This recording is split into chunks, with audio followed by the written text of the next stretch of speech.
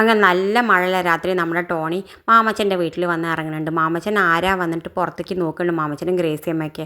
ആ സമയത്ത് നമ്മുടെ ടോണി ഇറങ്ങിയിട്ട് പറയുന്നുണ്ട്, എടാ നിൻ്റെ മകൻ നിനക്ക് വലുതായിരിക്കും, അവൻ പ്രസവിച്ച കുഞ്ഞു നിനക്ക് വലുതായിരിക്കും, ഞാൻ എല്ലാം കണ്ടെത്തിയടാ, എനിക്ക് എവിടെ നിൻ്റെ മോൻ്റെ കുഞ്ഞെന്നും എല്ലാം എനിക്ക് മനസ്സിലായി, പക്ഷേ ഞാൻ നിന്നോട് ഒരിക്കലും പറഞ്ഞു തരില്ല, ഞാൻ മരിച്ചാൽ പോലും നിന്നോട് ഞാൻ ഒന്നും പറഞ്ഞു തരില്ല എന്നൊക്കെ പറയുന്നത്. ഇതൊക്കെ കേൾക്കുമ്പോൾ നമ്മുടെ മാമച്ചനാണെങ്കിൽ വലിയ വിഷമമുണ്ട്.